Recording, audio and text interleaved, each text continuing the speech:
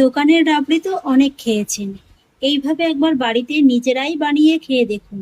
কথা দিচ্ছি বন্ধুরা, দোকানের রাস্তা কিন্তু আপনারা একদমই ভুলে যাবেন।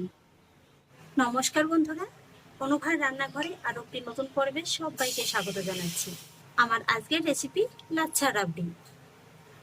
বাড়িতে বসেই একদম মিষ্টির দোকানের মতো তৈরি করে দেখাবো, তবে খুবই সহজ উপায় এবং চিনি ছাড়া, যাতে করে সকলেই এই রেসিপিটি বাড়িতে তৈরি করে খেতে পারেন। আর সেই জন্য দেখুন বন্ধুরা, শুরুতেই গ্যাস ওভেনে আমি একটি কড়াই বসিয়ে দিয়েছি, আর তার মধ্যে নিয়ে নিয়েছি কিছুটা পরিমাণে জল। জলটাকে কড়ার গায়ে খুব ভালোভাবে লাগিয়ে নিয়েছি। এতে করে কি হবে, দুধটা যখন কড়ার মধ্যে দেওয়া হবে, তাতে করে কিন্তু দুধটার কড়ার গায়ে লেগে যেতে পারবে না। আর রাবড়ি বানানোর প্রধান উপকরণ কিন্তু হচ্ছে দুধ। আর সেই জন্য আমি কড়ার মধ্যে নিয়ে নিয়েছি 1.5 লিটার খাঁটি গরুর দুধ।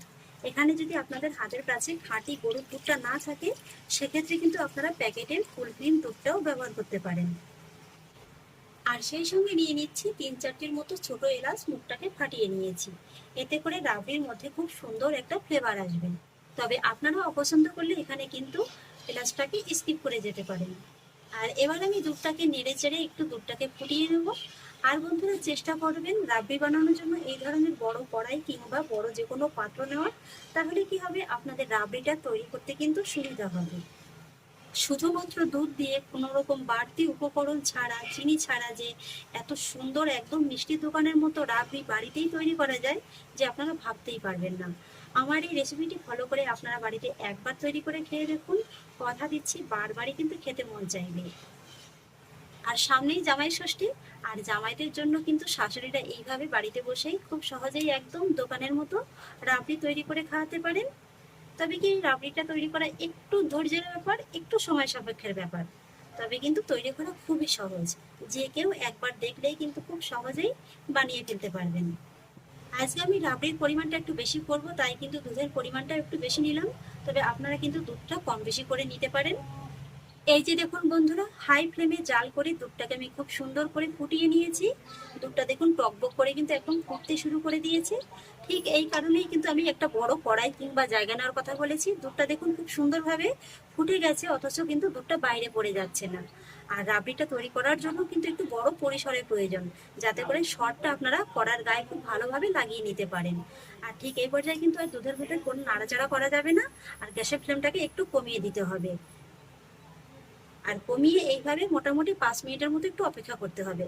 5 মিনিটের মধ্যে দেখতে পাবেন দুধের করে খুব সুন্দর একটা হালকা সর পড়তে শুরু করে দিয়েছে। এই তো দেখুন বন্ধুরা, 5 মিনিটের মধ্যেই কিন্তু দুধের মধ্যে খুব সুন্দর একটা সর পড়তে শুরু করে দিয়েছে। এই যে দেখুন। আর ঠিক এই পর্যায়ে সরটাকে এইভাবে একটু তুলে নিয়ে কড়ার গায়ে কিন্তু লাগিয়ে দিতে হবে।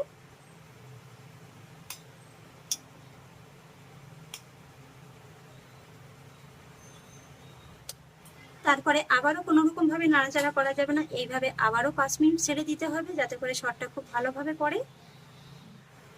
আর সরটা যাতে খুব তাড়াতাড়ি এবং ভালোভাবে পড়ে, সেক্ষেত্রে আমি আপনাদের ছোট্ট একটা টিপস বলে দিতে পারি।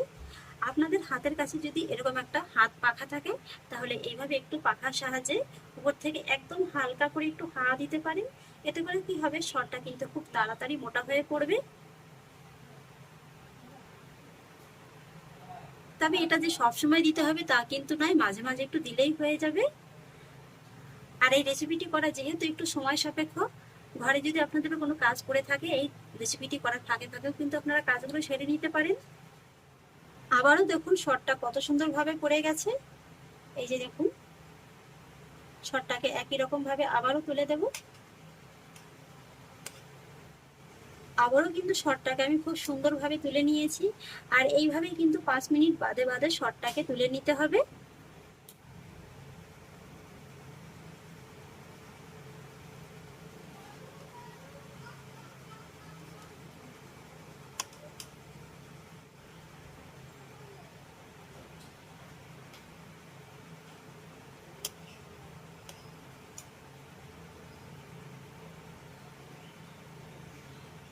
এই তো বন্ধুরা, একদম কম আছে, বেশ অনেক কয়েকবার আমি সরটাকে তুলে তুলে নিয়েছি। এই যে দেখুন, এখন কিন্তু আর দুধের সরটাকে আর তোলা যাবে না। এই যে দেখুন, দুধটা কিন্তু বেশ অনেকটা ঘন হয়ে গেছে। কারণ এটা যখন পরে আবার ঠান্ডা হয়ে যাবে না, তখন কিন্তু ঘন হয়ে আরেকটু বসে যাবে। তাই এই সময়টাতেই কিন্তু গ্যাসের ফ্লেমটাকে অফ করে দিতে হবে। আর বন্ধুরা, আমাদের এদিকে প্রচন্ড পরিমাণে বৃষ্টি হচ্ছে, আপনারা হয়তোবা সেই আওয়াজটা শুনতে পাচ্ছেন। যদি আমার কথাগুলো বুঝতে অসুবিধা হয় প্লিজ ক্ষমা দৃষ্টিতে ভিডিওটি দেখে নেবেন। এই যে দেখুন বন্ধুরা, দুধটা কতটা ঘন হয়ে গেছে এখনই। আর দুধের কালারটাও দেখুন কত সুন্দর, একদম চেঞ্জ হয়ে গেছে, হালকা কিন্তু একটা লাল কালার চলে এসেছে। আর এবার আমি এই যে দুধটাকে এই যে দুধের সরের উপরে এইভাবে একটু ছড়িয়ে ছড়িয়ে দেব। এতে করে কি হবে, এই যে দুধের যে সরটা আছে এটা তো অনেকটা শুকিয়ে গেছে, এটা কিন্তু তুলতে সুবিধা হবে পরে। আর এই যে দুধের সরটা এখনই কিন্তু গরম অবস্থাতে তোলা যাবে না, যেহেতু এটা লাচ্ছা রাবড়ি, তাই গরম অবস্থায় কিন্তু তোলা যাবে না, এটাকে কিন্তু পুরোপুরি ঠান্ডা করে নিয়ে তারপর তুলতে হবে। আর এইভাবে একটু দুধটা তুলে দিলে কি হবে, এই সরটা একটু নরম হবে, আর সেক্ষেত্রে এই সরটা তুলতেও সুবিধা হবে। তো এই যে দেখুন বন্ধুরা, দুধটাকে কিন্তু খুব ভালোভাবে আমি ছড়িয়ে দিয়েছি। আর এবার আমি রাবড়িটাকে এইভাবে কড়াইয়ের মধ্যে রেখে দেবো কিছুক্ষণ, যাতে করে রাবড়িটা একটু ভালোভাবে ঠান্ডা হয়ে যায়। রাবড়িটা এখন একদম ঠান্ডা হয়ে গেছে, এবার আমি এই সরটাকে তুলে নেব।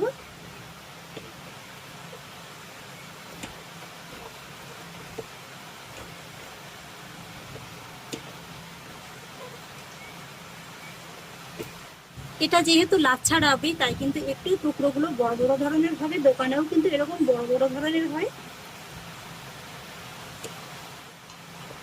দেখুন বন্ধুরা, সরটা কত সুন্দরভাবে উঠে আসছে। এইভাবেই আমি পুরো সরটাকে তুলে নেব। এই তো বন্ধুরা দেখুন, রাবড়িটা আমার খুব সুন্দরভাবে তৈরি করা হয়ে গেছে। দেখে নিশ্চয়ই বুঝতে পারছেন যে এটা কতটা পারফেক্ট ভাবে তৈরি হয়েছে। এই যে দেখুন, দোকানের রাবড়ি তো অনেক খেয়েছেন, এইভাবে একবার বাড়িতে নিজেরাই বানিয়ে খেয়ে দেখুন। কথা দিচ্ছি বন্ধুরা, দোকানের রাস্তা কিন্তু আপনারা একদমই ভুলে যাবেন। অতিথি আপ্যায়ন হোক কিংবা যে কোনো অনুষ্ঠান অকেশন হোক, এই রাবড়িটি একবার বানিয়ে দেখুন, অতিথিরা কিন্তু খেয়ে আপনার প্রশংসা করতেই থাকবে। কোনো বাড়তি উপকরণ ছাড়াই মাত্র একটা উপকরণ দিয়ে যে এত সুন্দর রাবড়ি তৈরি করা যায় আপনারা ভাবতেই পারবেন না। আপনাদের আমি একটা কথা বলতেই ভুলে গেছি, এখানে আমি রাবড়িটা চিনি ছাড়া করেছি। আপনারা যদি চিনি দিয়ে খেতে চান, তাহলে যখন একদম শেষের মুহূর্তে দুধটুকু ঘন হয়ে যাবে না, তখন সামান্য একটু চিনি দিয়ে কিন্তু দুধের সঙ্গে মিশিয়ে রাবড়িটা আপনারা খেতে পারেন। দেখে নিলেন তো বন্ধুরা, দোকানের মতো রাবড়ি বানানো কতটাই সহজ। আশা করছি আমার আজকের এই রেসিপিটি আপনাদেরও খুব ভালো লেগেছে। যদি ভালো লেগে থাকে তাহলে আমাকে অবশ্যই একটা লাইক এবং কমেন্ট করবেন, সেই সঙ্গে বন্ধুদের সঙ্গে শেয়ার করবেন। আর প্লিজ বন্ধুরা, যদি আমার পরিবারের নতুন সদস্য হয়ে থাকেন, তাহলে একটা সাবস্ক্রাইব করে পাশে থাকা বেল আইকনটি প্রেস করে দেবেন। ফিরে আসি এরকমই পরের অন্য কোনো নতুন রেসিপি নিয়ে। সবাই ভালো থাকুন, সুস্থ থাকুন, ধন্যবাদ।